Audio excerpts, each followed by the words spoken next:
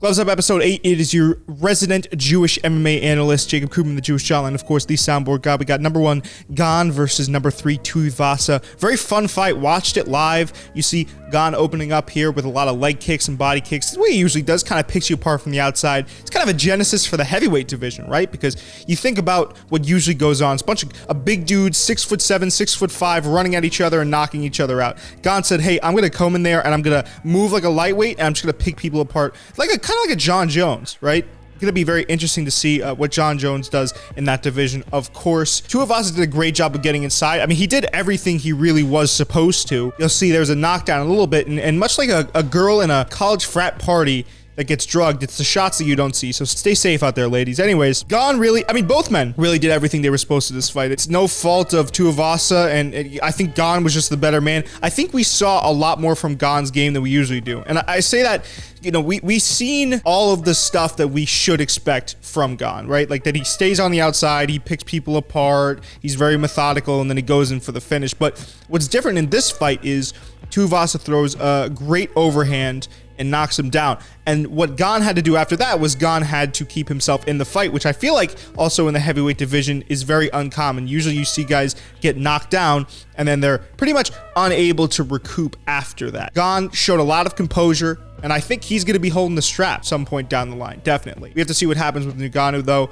I mean, Gané hasn't been touched by Ngannou yet, right? So on the feet, I think Gané's got him. You know what it is? It's contingent upon Gané's ability to defend takedowns. But this was a very, very good one. And for Tuivasa, he gets to hold the crown that he was the first man ever to drop Gané, right? In pretty convincing fashion. I mean, he had Gané hurt. Gané said himself that he had shut the lights out. Tuivasa had shut his lights out. So that's a different amount of power, man. Something that I guess you expect from the heavyweight division. I don't know what's next for Tuivasa, though. I mean, he could fight one of the 5 relevant people in the heavyweight division right now that's not injured. It was unfortunate that Tom Aspinall got injured because I really would have liked to see how he played out in the heavyweight picture, but we'll have to wait for that. Curtis Blades is another good option. As Gané gets dropped there again, Jesus Christ. That's some different amount of power. But as I said, Gané stays composed. He hurts Tuivasa to the body and then is kind of throwing it a little bit reckless.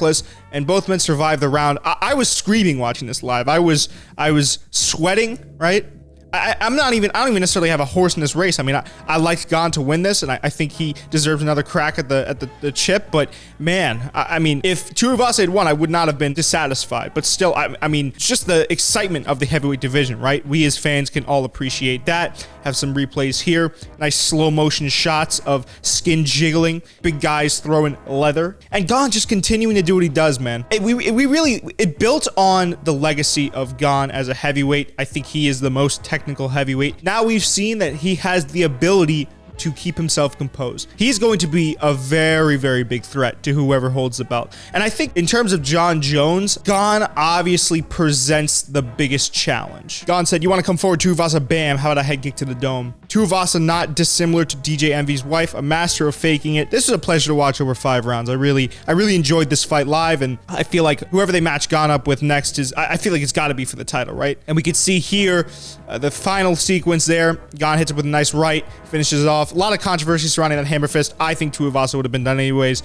And that is Gané's heavyweight exhibition, a heavyweight masterclass put on in Paris, France. Let me know what you guys think, where he goes next after this.